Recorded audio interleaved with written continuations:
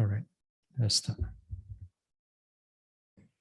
Kayena vacha chittena pamadena maya katang achayang kamame bante buri panya tathagata kayena vacha chittena pamadena maya katang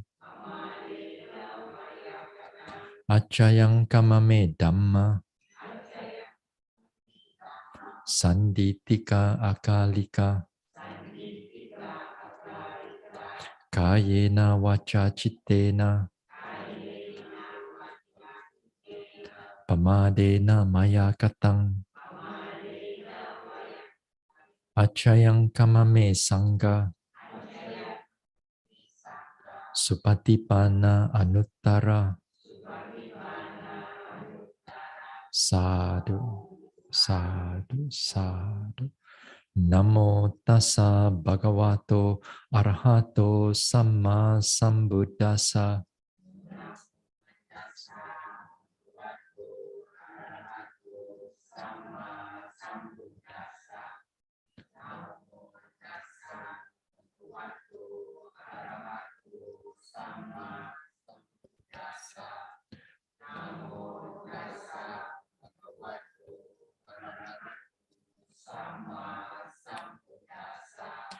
Buddhang saranang gacchami Dhammang saranang gacchami Sanghang saranang gacchami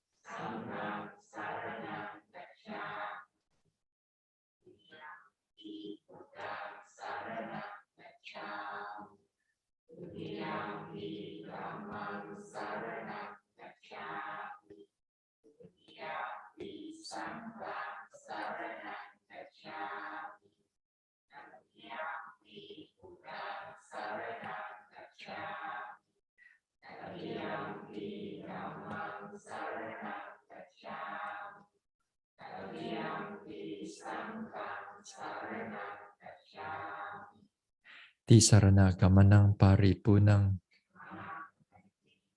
Panatipata veramani Sikkhapadang samadhiyami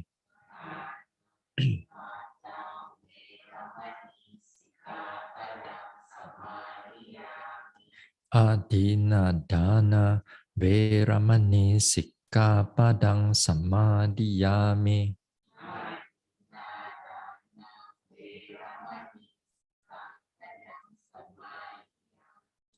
Abrahmacharya veramani Sikkhapadang samadhiyami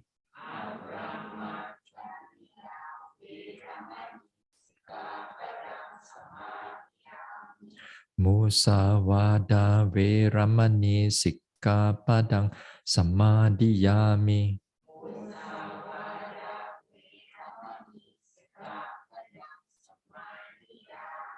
Sura meraya maja pamadatana veramani Sikkhapadang samadhiyami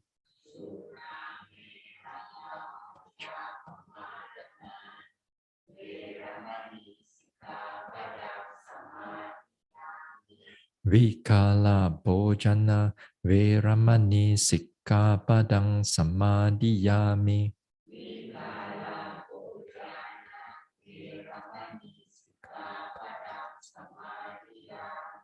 Nacha Gita Vadita Visuka Dasana Malaganda Vilepana Dharana Mandana Vibhusanatana Veramani Sikkhapadang samadhiyami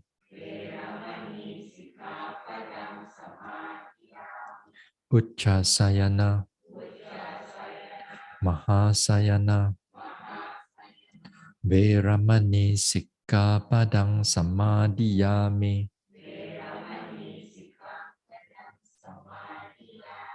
Idang me silang Magapala Jnanasa Pachayo Hotu Appamadena Sampadeta Sa Sa.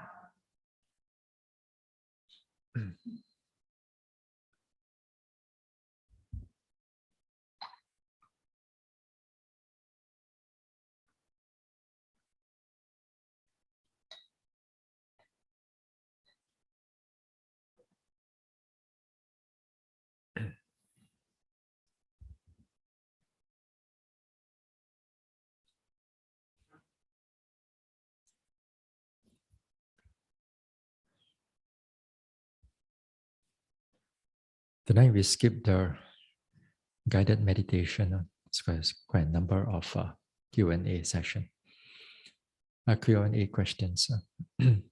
So, for those who just arrived, then welcome to this last 2 weeks of the Vasa retreat. So this will be the last batch. And while you are here, then you're expected, of course, to meditate, follow the timetable, 1 hour walk, 1 hour each, 1 hour walk, 1 hour sit. And then the interview session, I think, will be begin on, for those who just arrived, will begin on Thursday. Yeah. Some, yeah. Oh, yeah. Else we'll see. And then, while we are here, of course, this time,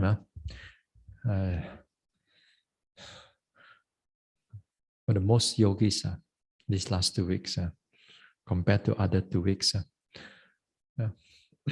usually during a retreat, the first 1 week, 2 weeks will be more yogis. Until the end of the retreat, then very few yogis. But this time it's all upside down. It's okay. Anyway. And also, while we are here and during lunchtime, you all don't have to come down immediately after the bell rings. After 5 minutes later, or more or less, you come down after that, breakfast and also lunch. Don't quickly rush down. Take your time, because usually what I want is that I want to clear the devotees who come and offer, they leave, then yogis come down. So don't have to rush. And so while we are here, the next testing will be on Wednesday, I think. Okay, so let us start off with the Q&A session.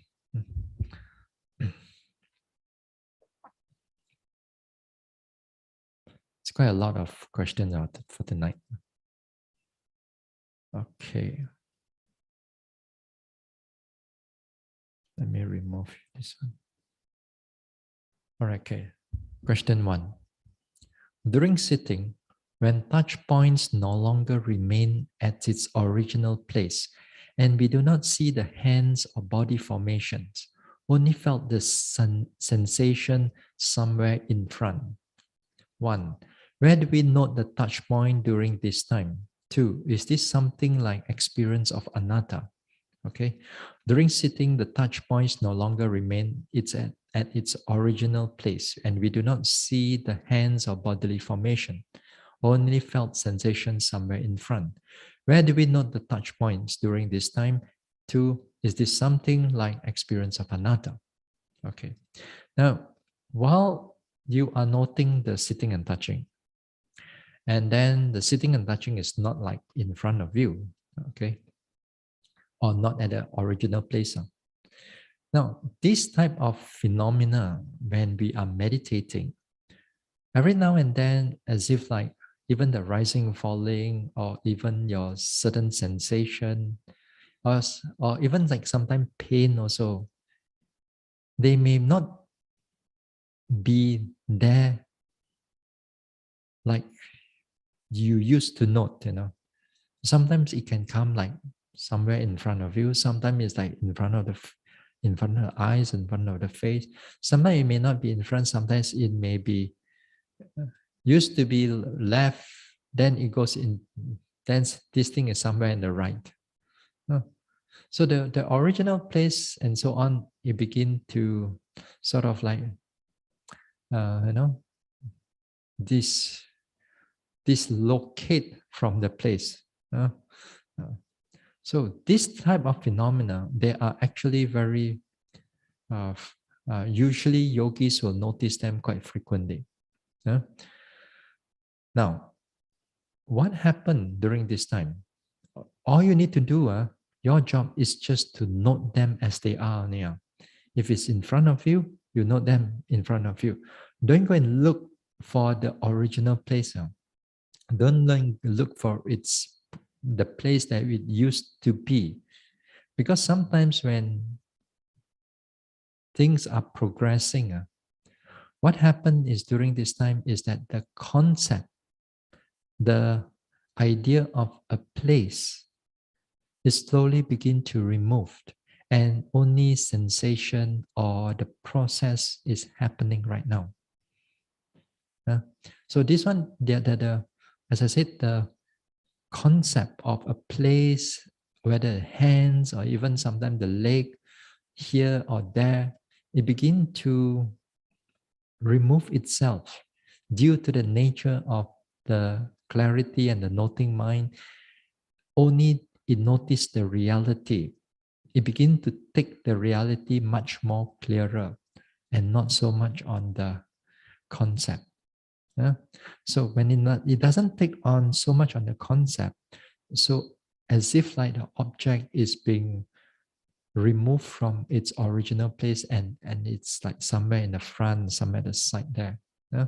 So this is perfectly all right. Yeah? It's just the changes of concept. Yeah?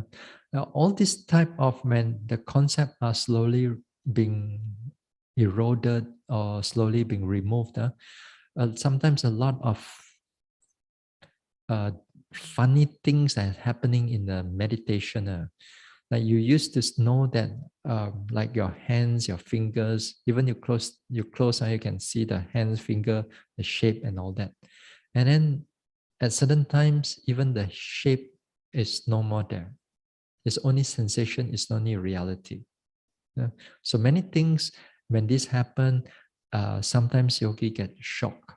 So as I said many times, a lot of things, new things that you do not see in your out there, or you have not seen in the past development, past meditation, these type of things will become more clearer to the yogis. And of course, the yogi may be surprised or may be shocked for a little bit. So nevertheless, you're not wrong. All you need to do is keep paying attention to it. Then you will get used to it. Yeah? Is this an experience of anatta? Well, not to say it's not, but it's not a strong anatta. It is there because again here concepts are being removed, and then you see things, you see processes much more clearer. So it's in a way it's anatta, but not a strong one. Okay, next question.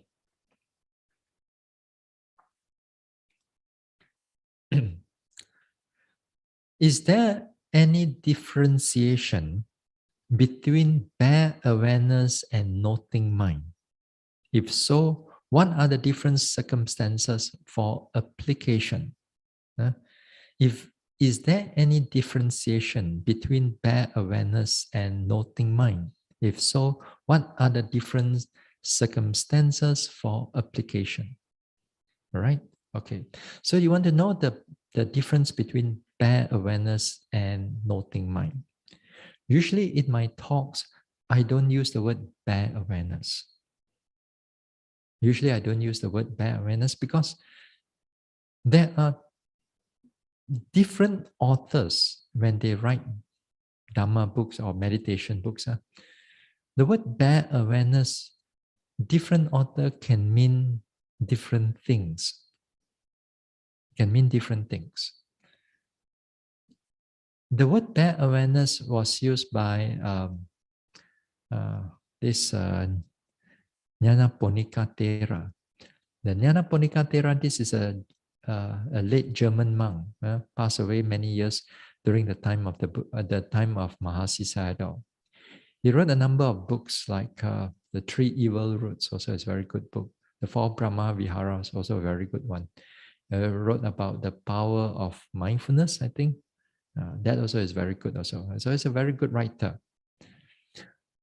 That in his way of describing, he used the word bare awareness.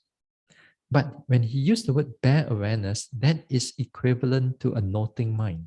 That means the mind that is sharply noticing what is really going on. Whatever the object that comes in, that it notices everything. So squarely and barely noticing what is going on without like thinking about it, without commenting, without theory, without all this type of, sometimes there's a lot of commenting at the back of our mind. So it's totally, fully alert on the object. So they use the word bare awareness. Okay. Now, other authors, they may use the word bare awareness as equivalent to just mindfulness. And it may not be noting mind. Okay, it's just mindfulness, but it is not a noting mind. Here, when we say noting mind, it is a mind that it has to be sharply noticing, seeing its changes as what is going on there. Whereas, if your mindfulness is there only, but there's no precision in the noting, observation, that means you're just there, you're just present, you just know what is going on. And you just know only, you just know only. Like you sit down, you're just being present, you just go walk in the park, you're present, you take a cup of drink, you're present, you do whatever that you're present. So sometimes they use the word bare awareness for that too. So it may be confusing for if those who do not know how to meditate, or it may create confusion in the yogis also. Okay, so it all depends on how it is the author take a look at it. It may be the same as noting mind, it may not be the same. So usually I don't use the word bare awareness. But because of this, since you asked this question, what would be good is that to understand that at times in the retreat also, not all the time we can be thoroughly mindful. We can be, every time cannot be perfectly thoroughly mindful. Sometimes we bring a notch down, just mindful but not so thorough. So, other words are, while you're in the retreat right now, there are only two states of mind that you should apply. One is mindfulness, without that sharpness of the mind. Second is the sharpness that comes with mindfulness, the penetrative mind that comes with mindfulness. If you don't have these two, then your mind will be something like out there already. Very luan, very a lot of defilements, a lot of all this restless mind and all those things. So if you don't have these two, then you're not in a retreat mode already. Yeah? So when do we use this mindfulness, and when do we use this noting mind in a sense? During in the part where you do just mindful, then at times during in your daily activities, not all the time, but some of the time, you try to bring the mind to the present. But that time you may not be so sharp. You may not be so penetrative. Like for example, you want to take a shower. So many ladies are waiting. You're gonna be so slow, isn't it? Then you mindful, you're aware. So therefore, your actions a little bit faster, but your mind is here. Not like while you are here taking a shower, then you start singing, or your mind is at the back in that home and so on. So if that means you're not mindful. So other times, for example, during in the daily activities, that you may need to be a bit more sharper, a little bit more clearer. For example, when you are sitting down during your breakfast, lunch, at that time, because your body is relaxed, then you pay attention to them more clearer, more detailed. That means you bring in the noting mind to note them more sharper, more clearer, chewing, biting, tasting, swallowing, and then the hand is scooping and so on. So don't forget that. Sometimes yogis tend to come in, they're not in a retreat mode sometimes first day, second day, but my eyes are really on them already. Wait until the interview comes. So, I'm not here to scare you out, don't worry. Anyway, you have to make an effort when your body is in the relaxed position. When it's relaxed, pay attention to it more clearly. So let's say when you get up and then you want to put the plates to the kitchen and so on, and then you do it a little bit more with mindfulness, but not so much noting mind, perhaps. So this is how we do it. So at times, like for example, there's nobody waiting for you for a short period of time, just for 10 seconds or 15 seconds or so. Then when you want to open the door or you want to close a door, then be more alert, be more sharper. How you feel the warm, the cold, and so on is there. The pushing and so on. So that would be good because especially for those who just arrive, this way of the daily, you exercise the daily activities, it arouses the mindfulness much more faster.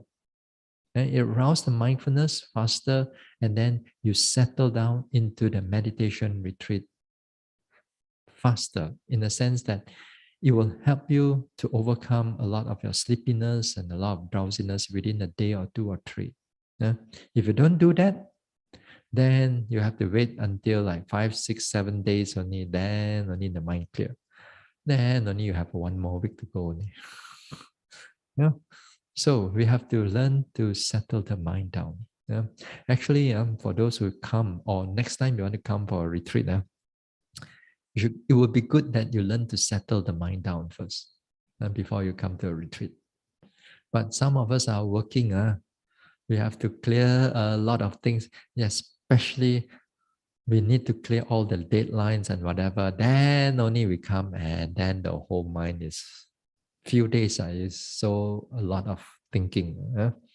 For those who are more able to, then it will be good that just to settle the mind. Then by the time you come to a retreat, 1 or 2 days, then the mind is already ready for more deeper noticing. Now, when you come to the walking meditation, so when you come to the walking meditation, again, generally in the beginning is when we do the one phase, one step, then that time is more of a mindful, but not penetrating yet. It's more mindful. You relax first, relax the body first. Take 10 minutes, take 15 minutes, relax the body. Then only after that, when you're ready, when your mind and body is ready and you're more calmer, clearer, then you go into more thorough noticing. Second phase and third phase, the more that you slow down, the more you pay attention to what is going on. Sensation like hard, soft, warm, cold. And also at the same time, especially the first few days again, the labeling will be important. The labeling, bring the labeling in. rising, falling, sitting, touching, lifting, pushing, dropping, right step, left step, eating, chewing, all the labeling, bring it in. It will be helpful to settle the mind even faster. Yeah? Then sitting meditation. During sitting meditation is an immediate. You sit down, when you're ready, immediately you go to your primary object or any object that is prominent. Usually the primary object we go first. Go to the primary object and start observing already. Don't wait, don't relax until like 10 minutes later or 15 minutes later, then only we want to do something. No, you shouldn't do that in a retreat. At home, it's okay. Because at home, sometimes we got a lot of things to do before we do the sitting. But in the retreat, you're supposed to able to carry the whole mindfulness, sharpness of the noting mind from the walking into the sitting, or from the daily activities, the clarity into the sitting. That means once you're sitting, body relaxed, start paying attention to what is ever is going on. So this is how we apply the noting mind and also or just mindfulness. Yeah. So this is how we do it. Okay. All right. Next question.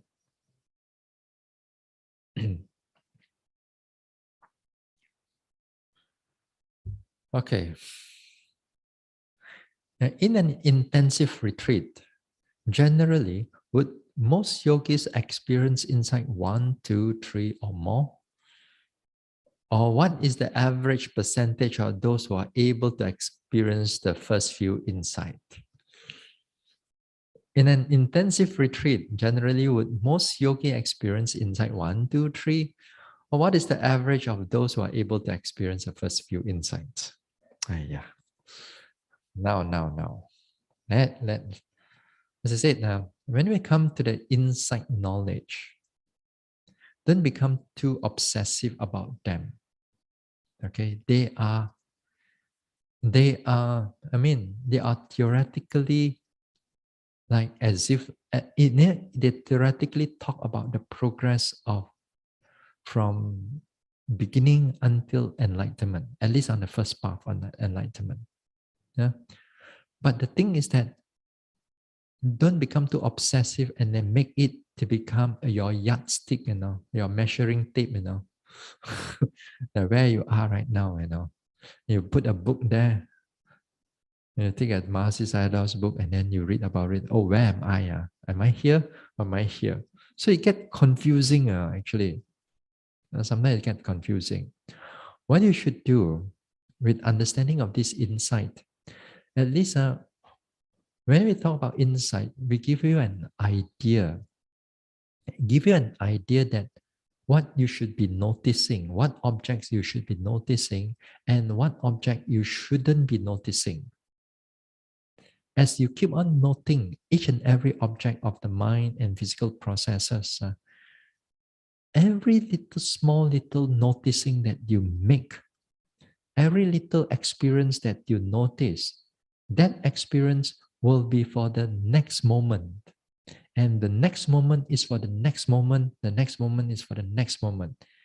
If you miss that noticing, let's say, then of course you will be stagnant for that moment until the mindfulness come in again. Then you note again and again and again, and then progress moment by moment, moment by moment. So every little moment that you're noticing, these are insights. Yeah? These are insights. These are vipassana knowledge. So they're all built upon each other. They're all built upon each other. There's no such thing as you don't do anything, you stay in the retreat, you don't make the effort, and then suddenly 1 week later you got first insight. No, there's no such thing. You have to work for it. So, other words, when you work for it, moment after moment, every observation, it's stacked up on each other. They stack up in each other. Then you experience those things. So, if you don't make the effort, you come to a retreat, you don't make the effort, you come here, relax, and so on. Then it can be a hard time for you to develop anything. But here it's not so easy because I walk around. When you sit, I walk around. So I come and count how many yogi. How come not around? I can go and check already. Even toilet also I masuk. You don't see me lah, you don't see me. Sometimes you may see me, but sometimes you don't. Yeah. Yeah. So I do come up and check once in a while. Yeah. So make sure that you all do your walking, sitting, and keep noting. As long as you keep noting, yeah, progress will be there. It's just that you're not satisfied with your progress, but it's there. Yeah. Sometimes yogis have already progressed some insights, but they still bosong. Where am I, Bhante? First insight ka, second insight ka, or near Nibbana already, Bhante. Now, what are the average here, or whether the yogi experienced the first insight, second insight? For me, when I interview all of you, or any of the yogi, I don't think of which insight you are in. No. I don't think. My job is to make sure that you don't go wrong. My job is to make sure that you notice and you make the effort to notice, or sometimes you have problem with noticing, maybe some thinking, maybe some sleepiness and all that. I help you to make sure your mind can able to come back and keep noting and keep noting and keep noting. So as long as you're doing it right, you're doing the right job as noticing and so on, then I'll let you just keep going. I cannot be thinking of like so many yogis. This one first insight, that one second insight, that one near Nibbana, that one Arahant, that one Sotapanna. Cannot. Hey, I don't go and absorb all your experience, Your experience, the moment you come out from this interview room, I forgot I forgot everything already. Until you come in, I see your face. Then agak-agak where you are, agak-agak what you talk about, But after that, I can't remember real. So many yogis. If I keep on remembering, then I'll the first one go crazy. Huh? I have to the moment the moment you get out now, you do it rightly. We know that as long as you do it rightly, you make the effort, the insights will come naturally. So whether in one retreat yogi sees all this type of thing, no. Again, different yogis have different way of development. Some yogis they take a few retreats just for the mind to actually settle down and something for them to see in the rising and falling. Few retreats. I mean, each retreat may be like 2 weeks, 10 days, 2 weeks, and then they have to go through a few retreats first. Then only, now only I know how to properly do walking. Now only I know how to observe rising and falling sensation here and there. After the 2 or 3 retreats, but I know that if they make the effort, if you have to be 2 or 3 retreats, better rather than 2 or 3 lifetime to come. So it's still all right, still okay. So some yogis, they start off quite slow. They start off quite slow, but when they get the hang of it, then it starts to build up and they can see some significant development after that. Some yogis, they start off quite fast and then somewhere in the middle there, they get hang. Hang because of, why? Because of pleasantness that's coming in, joy that's coming in, sometimes images like the Vipassana Upakilesa that I talked about a few days ago.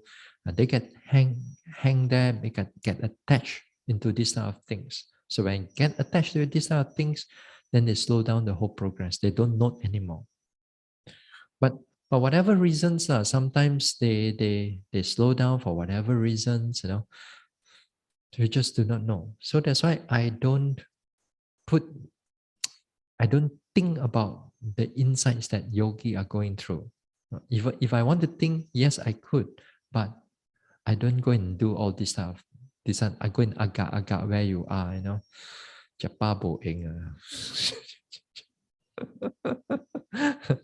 So, so, so I cannot really answer you these questions. So don't worry about insight. As long as you notice everything clearly, precisely, then the progress will be yours, will be there. So all you need to do when you come to a retreat, make sure you make the effort. Yeah? Okay, next question.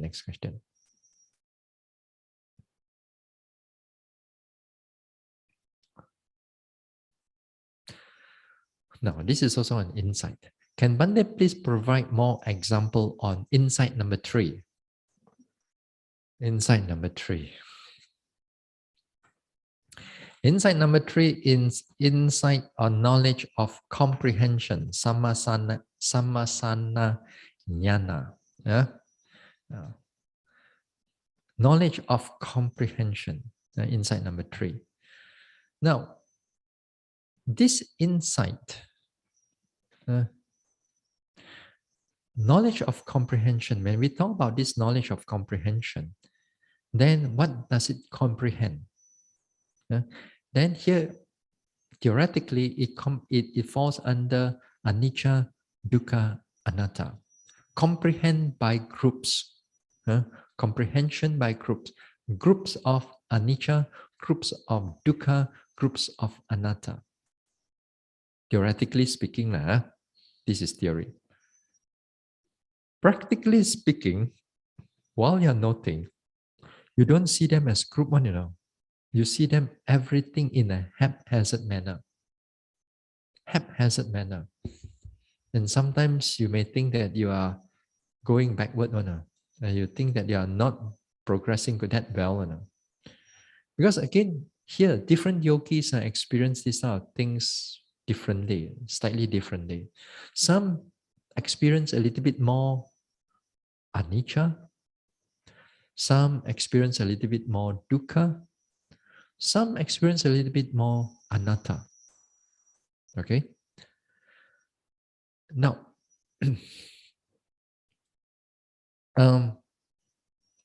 that day also I talk about characteristic of an object. Every object got its 3 characteristics. The first characteristic is its individual characteristics. That is to say, one object is different from another object. Rising and falling is different from, let's say, heat. Feelings, pleasant feelings, feelings is different from rising and falling. Painful feelings is different from rising and falling. Rising, falling is different from the restless mind. As restless mind is different from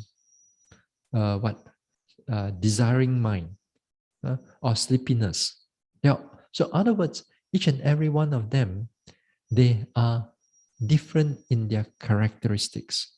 So we, as an object, as a meditator, in the beginning, especially in the development, we notice the characteristic. We notice rising and falling, we notice sensation, we notice. So we are directing the mind onto the characteristics of the object.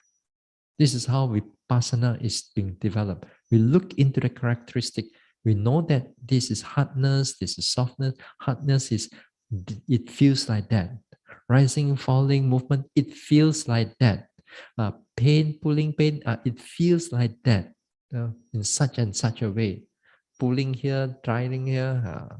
So many examples that if you are a meditator, we are looking at the characteristics right in the beginning. But as you keep on meditating, noticing these characteristics, then as you go deeper into the development, then this is where the second characteristic of the object begins to appear to you. That is to say, the beginning, the middle, the end. Okay? Beginning, middle, the end. This is the 3 characteristic or they call it the Sankata Lakkhana. Sankata means formation. Lakkhana means characteristic. So there's a beginning, middle, and ending. But as I said many times in the past, I'm not sure whether in this retreat or not. I think I did. Somewhere 1-2 months ago. As I mentioned that characteristics, although when we read about it, it's beginning, middle, end. But when you're actually observing it, when it happens, you don't see three of them sekali datang on. They don't come together. Sometimes you see them in the beginning, but you don't see them the middle, the ending. Sometimes you see an ending, but you don't see them the beginning, the end. Sometimes you see the middle only, but not the ending, and so on. Huh? Sometimes you see three of them. So the development of vipassana doesn't mean that the more that you deeper that you go, these three characters, this beginning, middle, end, they are clear to you. Sometimes they are clear, sometimes not so clear. Okay. Now the third characteristic is the the arising and passing away.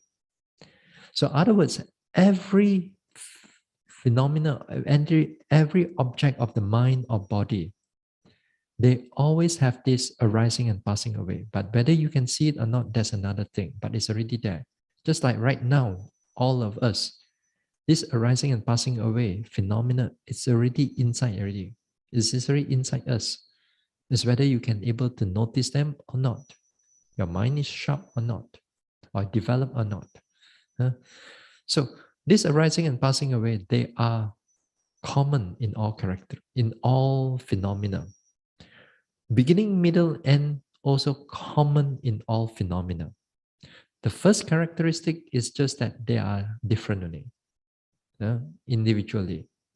So that's why in the beginning of the practice, you don't have to go and look for how is the beginning, how is the middle, how is the end. The beginner yogi cannot see it. Yeah.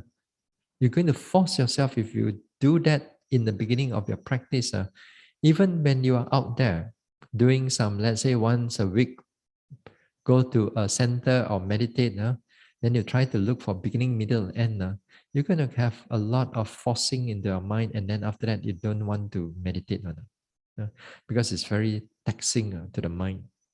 So you shouldn't do that in the beginning part.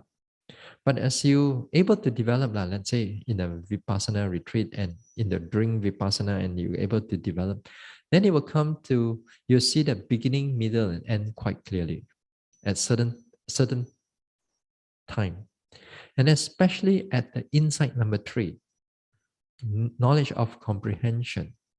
Then this beginning, middle, and end can be quite clearly.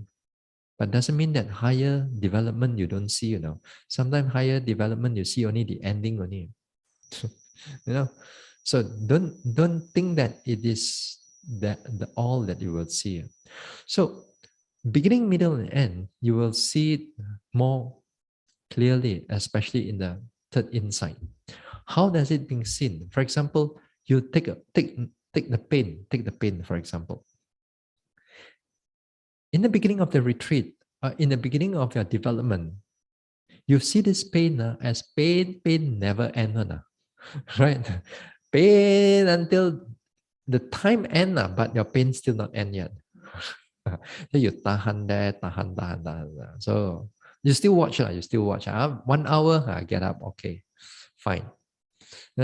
But this time, at the knowledge number 3, then the pain, you see them ending. But the next one come up because you see the beginning of the next one. You see how it's sustained there for a while, and then you see that how it ends. And then after that, when it ends, another one comes. But when it comes, it's like coming very strongly, ouch, and then then you thought that you are having a good time, and then sekali coming again, then it stay there and then disappear. Maybe even with that also, not only just that, but sometimes you also see like the thinking mind. And it comes, you're aware of it, it stays for a while, then it gone. You come, it stays there, after that it gone. It doesn't stay long. So you know that it's coming, you feel that it's coming, you know that it's there, and you know that it's disappearing also. Perhaps, even like sensation like lifting, pushing, dropping. Sometimes you feel that the beginning of the lifting, you see it quite clearly. Then after that, it lifts it up also clearly, and then it stops also quite clearly. So you can see sometimes the stopping is there also, which is the ending in a sense. So whether rising and falling that you notice this time, a lot of times in the beginning part of our development, then you only notice rising, falling, and so on. But this time, you see them that they are beginning, middle, and end. How it begins, how it stays, how it ends.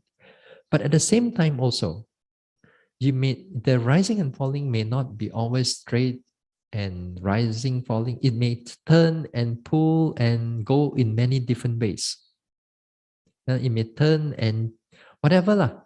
It will come, but it will come as sometimes very erratic, very random. It's going to come, and for a short while it's going to disappear, and then after that another object arises somewhere else. Maybe thoughts arises already, come go. Then after that, sensation of the body come go, and then after that sensation of feelings, some feelings come, and then notice that it is go, and then so that's why it become like haphazard now. Like you got like previously you can stay with the rising falling quite clearly, but this time for a short while you notice it, and then it jumps to another one already. So during this time, you may be noticing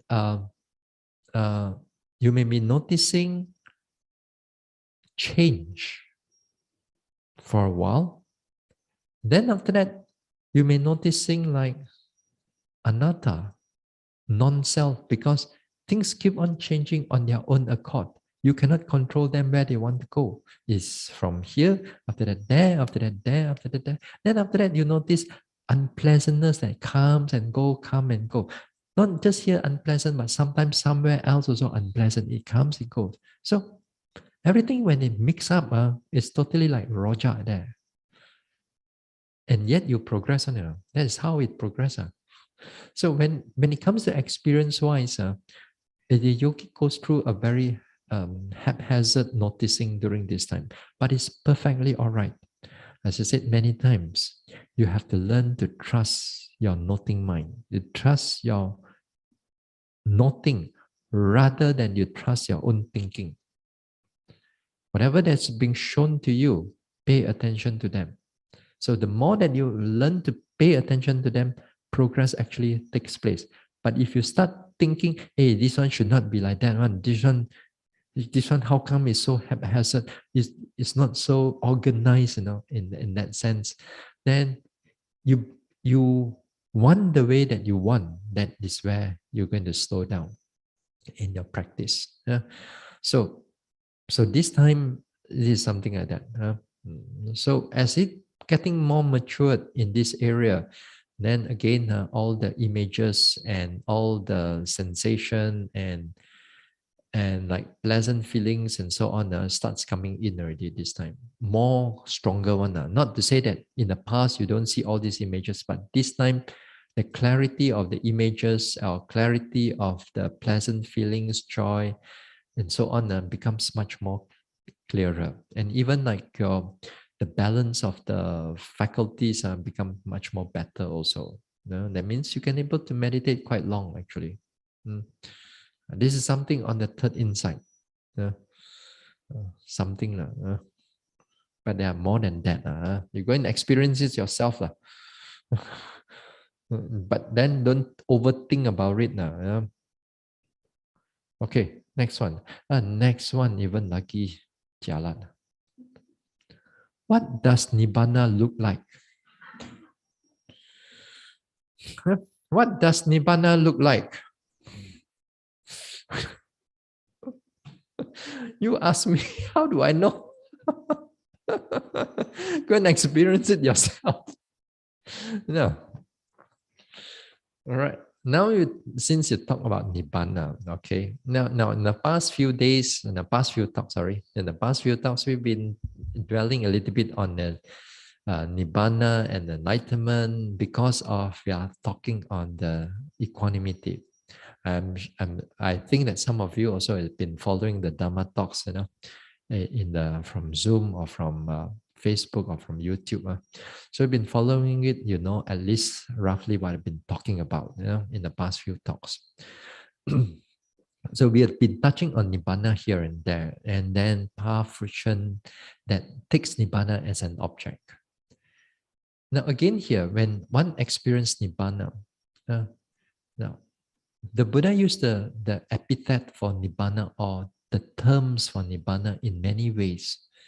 Sometimes there is a compilation of all the names for Nibbana, compiled from the suttas, Abhidhamma, everything. They compile everything. They got over like 40 over names for it, 40 terms of Nibbana. For example, they give you a few example like deathlessness, no death. Yeah.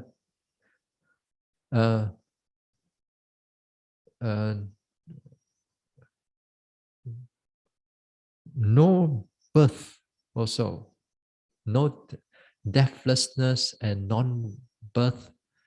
I forgot the word. And then also like cessation of dukkha, like in the Third Noble Truth, cessation of dukkha. Uh, uh, uh, it gives the word peace. The word peace also is nibbana. Kanti or safe, kema, also is the word for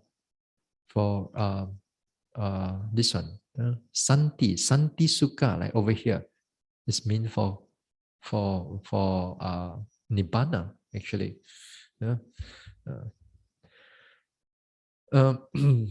The meaning, the meaning that the Buddha used. So there are many terms for it now. Many terms for it.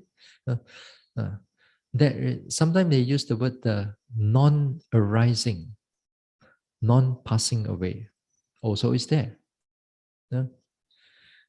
So here, the Nibbana is like a totally different dimension. When we talk about Nibbana, it's like the Buddha used the simile of the fish and the turtle. Fish and the turtle is that the fish and the turtle are talking.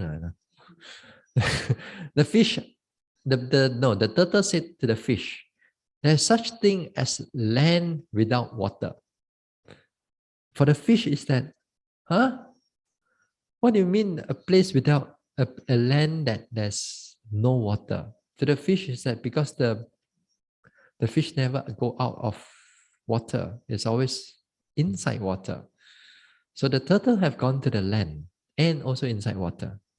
So the Buddha is something like that. Those who are able to experience Nibbana is something like that. So no matter how much we describe Nibbana, then it's totally a different dimension because we are as a Puthujjana.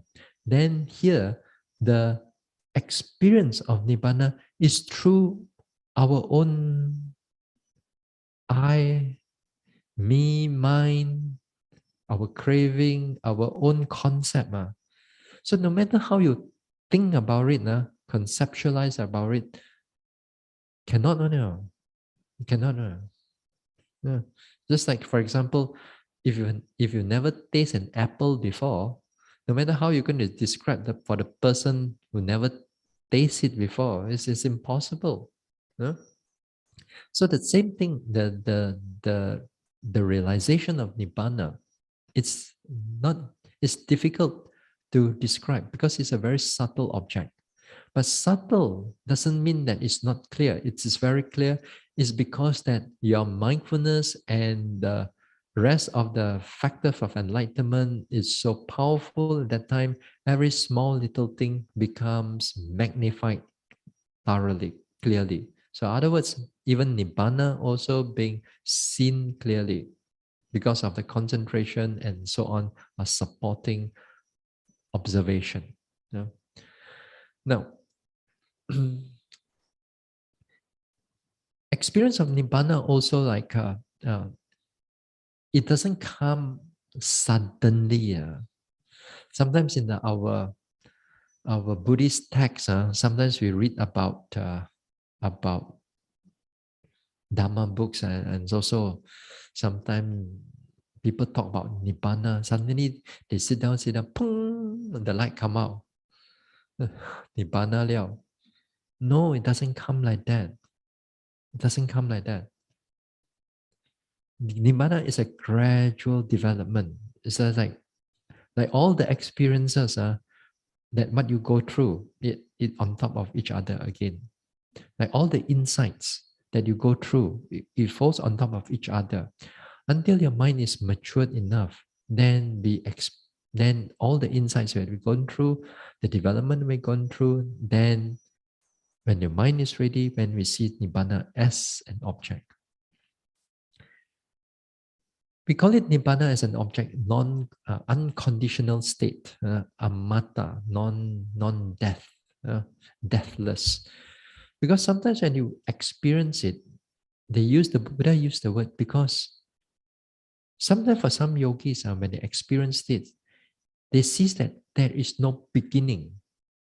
No beginning because there's no arising. Just now we talk about characteristic of arising and passing away, right? While you are in samsara, the arising and passing away will never stop. That's why it carries you from one life after another life. The next moment of your next life, the moment that you die here, mentally arises and passes away together when the death consciousness is there. Immediately when it takes place, the next first consciousness for your next rebirth is already arising and passing away already. There's no gap there. It's already arising and passing away. But whether what rebirth, we do not know. Let's say we don't worry about it. But there's also arising and passing away. There's no like suddenly you stop, Then you rest for a while and then then arising and passing away again. No, there's no such thing like that. The mind will always arises and passes away non-stop. So don't worry about which rebirth you take place, you become hantu, you become human, whatever. It's just arising and passing away. It's still there. As long as there's arising and passing away, that means there's always dukkha. That means that it arises and passes away. However it arises and passes away, in whatever, as long as there's arising and passing away, there's dukkha. So whenever you see there's dukkha, whenever you see this arising and passing away, because every time when you go into the vipassana, the more that you go deeper, the more you see arising and passing away, and only arising and passing away. There's no stop. No? Even sometimes some yogis, they meditate, let's say, suddenly at one time there's no arising and passing away. They no here, and then after that it starts all over again arising. Then suddenly they go and look nothing. That kawa boy, sudah sampai Then still not yet because sometimes consciousness can go a little bit more subtle. And if the yogi builds up more mindfulness again, then this time, even the gap here, they notice it internally. Inside still got a little bit tiny one, a little bit tiny one arising and passing away. So in other words, they're still there. Sometimes even the consciousness themselves, there may be a bit of gross consciousness that arises and passes away. And then there's also subtle type of consciousness that's arising and passing away. So you think that there's a gap there, but actually there's none. There still arises and passes away, even in a more subtle manner. Okay? That means there's no stopping. That's the problem with dukkha, the problem with samsara. So until you meditate, and then the mind matures, and then it sees Nibbana as an object, then that time, because of its apana, because of its absorption, it can able to absorb and truly sees that everything stops. No matter how subtle, there's no subtlety anymore. That's the subtlest of everything already. Then there's no arising about. Then that time, some yogis sees that there is because there's no arising, no birth is there. Some yogis sees that there is no passing away. Deathlessness is there. Passing as in terms of deathless. So they see that some people see that there's no arising and passing away. Because of that, no arising and passing away, the whole mind comes in the true cessation. That means it sees dukkha stop, cessation of dukkha. Yeah, they see a cessation of dukkha because everything goes into a stop. That is how the Buddha terms it. As I said, the dukkha, like yesterday or the day before that, I said the dukkha is not this pain and that pain only, It's the dukkha is because you see this arising and passing away again and again.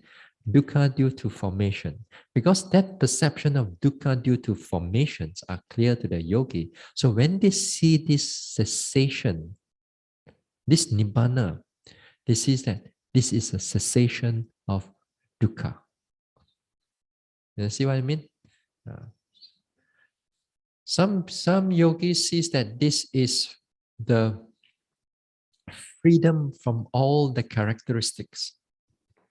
Because previously, before you come in, you see changes impermanent here and there because of due to the formations and everything. But when you experience this nibbana, you experience as freedom from this one.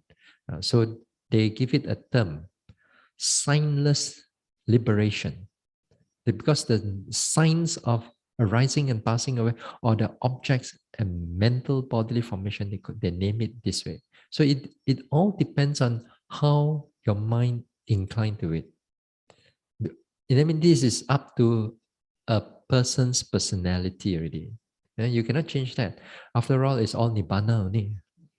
So you don't have to worry which one is better, 搞the whole you reach there, you're good enough already. So you don't have to worry which one. As long as you keep on progressing, if you keep on noting, it will come to an end one now. Yeah, it's just when I do not know. So something like that. Something like that. So, okay, the next question.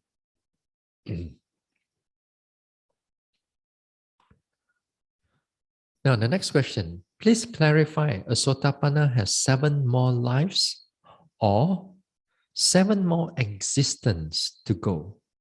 I understand that one existence may comprise many lives. Please clarify, a Sotapanna has 7 more lives or 7 more existence to go. I understand that one existence may comprise many lives.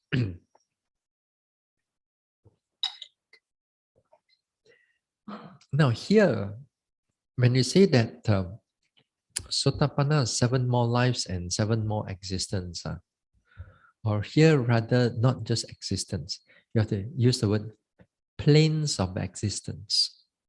Planes of existence, just like the 31 planes of existence. We call it the planes of existence, the realm of existence. Which realm are you going to go through? Now, really, I do not know the answer, but I can give you the description. I just have to make this clear. Your job is going to find out it yourself. You're going to attain until Sotapanna. Next 7 life, you still come back, come and tell me if I'm around. If not, doesn't matter. What matter is that currently, as for the sake of for the sake of the question, now there are 7 more lives or 7 more planes of existence. Now, some people, conceptualize that or have because due to their studies and so on, 7 more lives, that means you actually 7 more lives. 1 life, 2 life, 3 life, 4 life, 6 life, 7 life. So whichever life, maybe you can be a human right now because you do a lot of good. Maybe the next life, Deva, then you go in the next Deva, that means third life already, Then suddenly,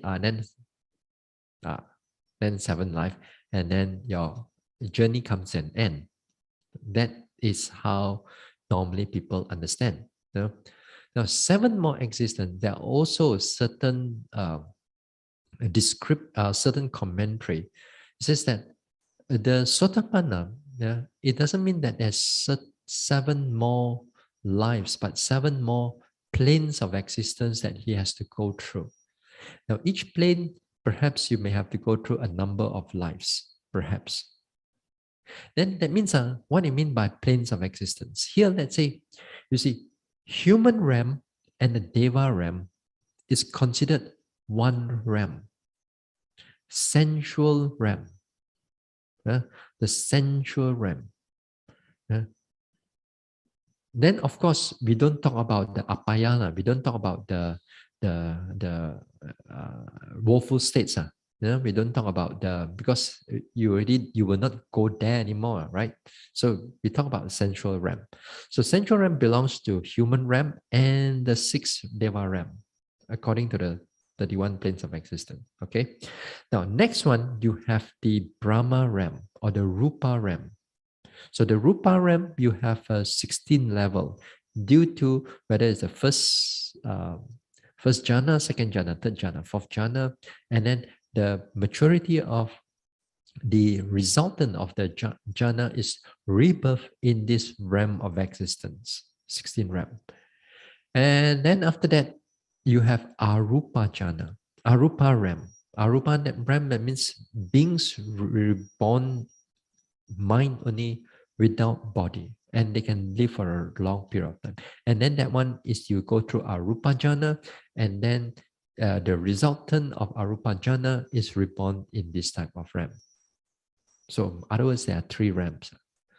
So let's say, according to some commentaries, it says that if you die this life, let's say, die in this life, and then next life you are reborn as a deva or as a human, then you still considered 6 more life to go. You still one life. But if you, let's say you reborn, you still consider, let's say you were reborn a few times as a human, as a deva, let's say, then you still considered as one plane of existence. That means you haven't finished the next plane yet. We haven't gone through the 6 more planes of existence. So it can be that. Then, let's say you meditate and then you end up in a Brahma world. So you end up in a Brahma world, that means you already remove one more plane of existence. So 5 more, let's say. 5 more. Then let's say you come down again to the human realm again. From Brahma, let's say you come down to a Deva realm, because it's a different Rupa and sensual realm. So if you go that and then, okay, then the third one already you kautim. But if you reborn in a Brahma again, then it's still considered one. So that is how the commentary, certain commentary says that if you move from one realm to another realm, then after that, end of your journey. So other words, there is two way of looking at it, two way of looking at it. So which one you prefer? So which one you like? It's not what you like. We also really, according to commentary in this way, according to suttas or even certain description in the suttas another way. So it doesn't matter. What doesn't matter? We know that whether it's 7 more lives or what, that there will be coming to an end. Whichever way, there will come to an end. It will come to an end. Sometimes 7 more lives is just it's a minimum thing, Sometimes some yogis according, there are different types of sotapanna, because due to the level of their development, if those who are minimum grade is 7 life, minimum grade. Then there's another grade, is that you are going to reborn from one good family to another good family to another good family until you end your This one. Yeah. Some again, this is 2 or 3 more lives, then you're going to end already. That means again, they may come into the higher development. Some maybe only have 1 life, the next one is already end already. But also I say this one. So again here, it's a very complicated thing. Unless you have a psychic power, a divine eye, where you can able to see how beings die and how they take rebirth. And that is interesting because we don't have that. Then we only dependent on the commentaries and dependent on the suttas and so on. And it's all book knowledge. So because we don't have that special powers of the mind, then we cannot describe more than that. So you ask me, I do not know exactly the answer. So 7 more lives, 7 more lives. As I said, doesn't matter as long it comes to an end of samsara. As long as the don't go down into the woeful states, then that one very difficult already. As long as you out of it, then there will be a full stop. Yeah? So that is something like that. Yeah?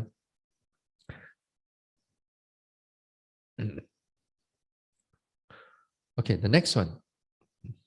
The next one is coming from the from those who, in online. The earlier ones are all from the yogis over here. Okay, next question. When a yogi experiences separation of body, mind, and I, the yogi knows that they are separated. Bodily pain arises, the mind knows and just stayed with the pain. But why the I felt painful, which cannot sustain the stronger pain, the mind or I? The I is nothing, right? The question here. Yeah? So again, when a yogi experiences separation of mind, body, and I, the yogi knows that they are separated. Pain arises, the mind knows and just stayed with the pain. But why the not I, the capital I, felt painful, which cannot sustain the stronger pain? Is it the mind or I?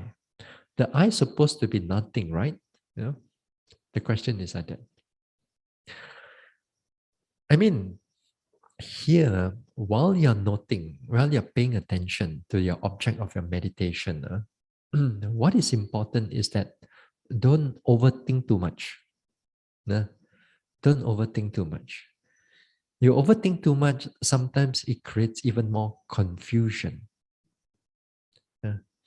Sometimes when you meditate, sometimes you meditate, then sometimes you note the body, you note the mind process, and then suddenly, who knows the knowing mind? Who knows the rising and falling? Who knows the knowing mind? Then? Is it the mind knows the mind? Is it the I knows the mind? Macam mana sekarang, Then you get confused, And then you get confused. Who knows the knowing mind right now? Who knows the noting mind right now? Although the mind is clear right now. So this time, when it happens in this way, it's good that you experience this thing, which is wonderful. But the thing is that don't overthink about it. Don't overthink it. The I am, the sense of an I is not so easily removed just because you do vipassana. Hey, the I have been following it for us for samsara already. Just because you meditate 1 week, 2 weeks, the I disappears. No, not so fast. Don't become too overconfident that this I is going to remove so fast. It's there. It's a sense of an I, but actually it's a concept that is we are creating the whole concept. So the sense of an I is still there, but don't get too attached to it. What you should do is just keep noting. You feel the pain is there, strong pain. Yes, it's because right now the mindfulness is clear, good. But again, here, don't overthink. Just note the pain. Just note pain, pain, pain. Knowing, pain, pain, pain, knowing, I, then knowing, is it I there? And then never mind, just keep noting, just keep noting. Because sooner or later, as your mindfulness grows, as your clarity of your mind grows, this sense of an I, it will slowly and slowly being removed.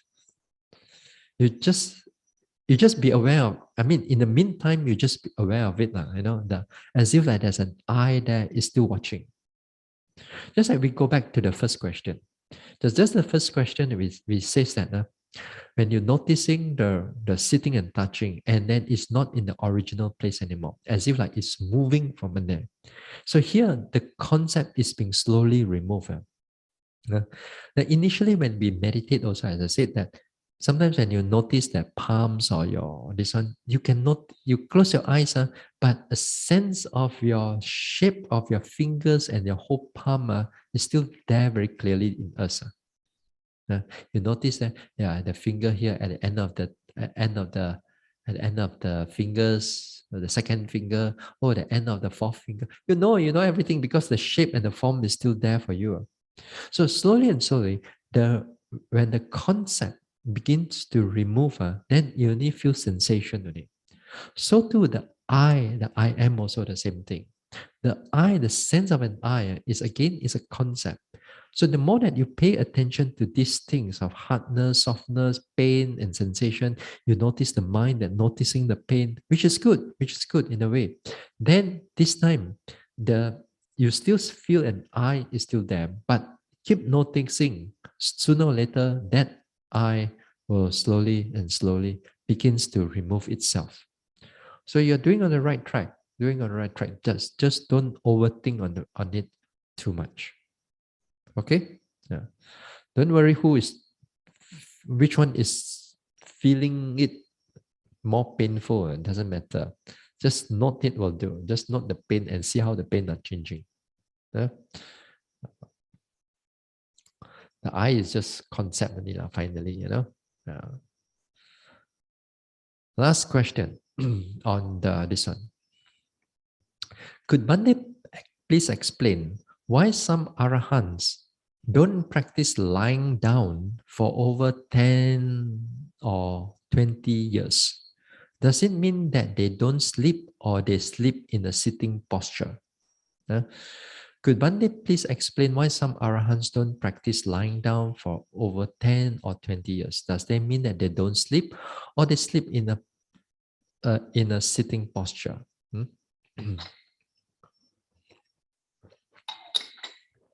Now, this non-lying down, this one, it's called a form of a Dutanga practice, ascetic practices. Yeah. Ascetic practices means that you want to sever certain of our attachments, especially our attachment, food, comfort, and so on. So the Buddha lists down 13 types of ascetic development.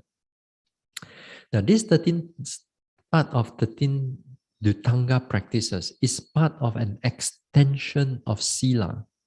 Because this one is outwardly, right? It's outwardly. So outwardly in the sense of a body.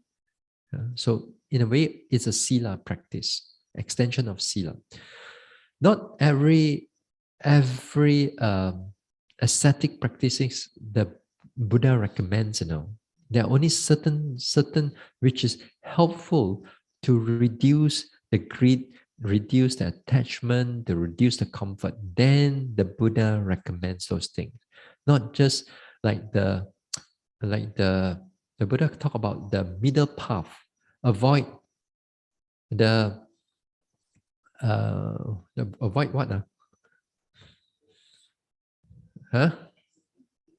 Self-mortification. And the other one? Sensual pleasures. So the self-mortification here is that when you do a lot of self-mortification, but it doesn't contribute to the reduction of greed or attachment and so on.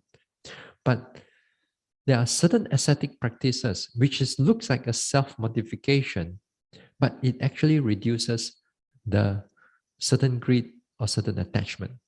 Yeah? Yeah. So one of it is called the sitter's practice. Sitter, S-I-T-T-E-R. Sitter. You sit, sitter's practice. On practice of non-lying down. Yeah. So even arahants, they do it, like for example, like Sariputta, Mongalana, if I'm not mistaken, also like the Buddha's son, Rahula, Rahula also, and Anuruddha also. Anuruddha is supposed to be good, excellent in the divine eye, and also excellent in the four foundation of mindfulness. That Venerable Anuruddha. It says that this Venerable Anuruddha do this sitter's practice for over 50 years. 50 years not lying down. Yeah, one night no lying down, be tahan already. Cannot tahan, one die already. Now, this not lying down posture, okay? There have three grades, three different grades. The lowest grade is that you can no. Let's put the highest grade first. The highest grade is that when you sit, you must not have anything that support your back. You can sleep. You can sleep while sitting. After all, you're doing it already. You're doing it in your meditation. Sit and sleep there. You're there. You're quite good at it already, in fact. But this one, they make a purpose not to lie down. They sit, and if they want to sleep, they sit sleeping and they rest like that. So it's not easy without the backrest and so on. Yeah? So this is the first grade. Nothing to support also, there's nothing to support. Second grade is that you can have a backrest. You can have a backrest. You can have a chair also. This one, but the chair must not have like a armrest. It's just only a backrest. No armrest. But the legs has to be touching the floor. The legs has to be touching the floor. It cannot be like putting up like that. It has to be touching the floor. The third grade, lowest grade, is that it can have a support. It can have an armrest. It can have a back. This one. So you can sleep in that position as long as you don't lie down. As long as you don't lie down. Now, when you do this type of this one, first few days is going to be very difficult because you're not so used to it. But if you determine after a few days, you can get used to it. You can last you for a few months. You can last you next time when we start a retreat. We start with a sitter's practice. So all come, we do sitter's practice. No lying down. See how many will come to the retreat. Actually, you laugh right now, but actually when you're able to do it, you pass through these few days, a difficult first few days. After that, your body feel comfortable. But I wouldn't say for those people who have injury old age this as that is going to be difficult. That one I understand. But those who are young enough, strong enough, then if you're able to practice those things, then you'll find that the mind is easily get alert. You can sleep there. You can, in fact, that you can have a very good sleep also. You can have a good sleep also. And when you have that good sleep, you wake up also, you can able to meditate.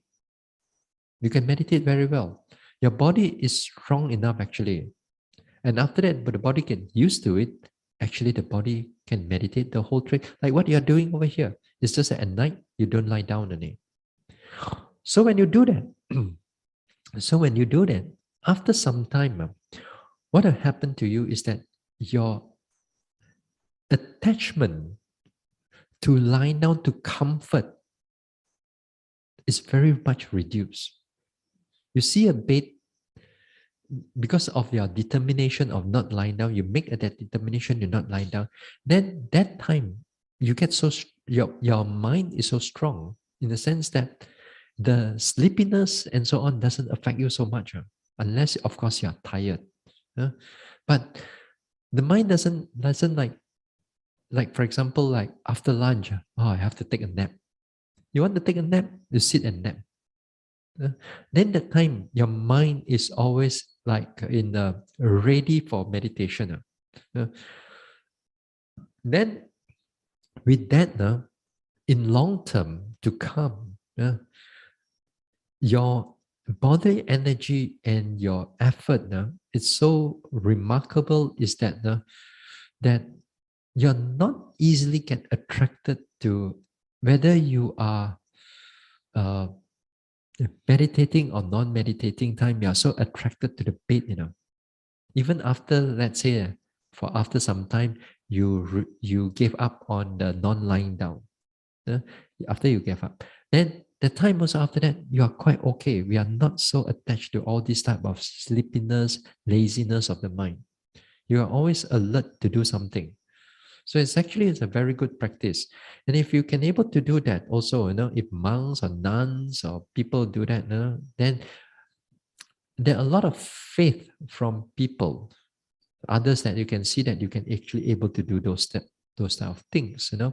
The confidence arises in the devotees or in others. So that also is, in a way, it's a good side effect. Yeah. So in a good side, it is a benefit for the yogi or the practitioner is that the non-attachment to the lying down. So anywhere you go, got bed, no bed, doesn't matter. You can sit and sleep. Yeah. So it's good. So something like that. Yeah. Okay. So that's about all on the Q&A. So we stop here for the night. We have the next Dhamma talk is on Monday.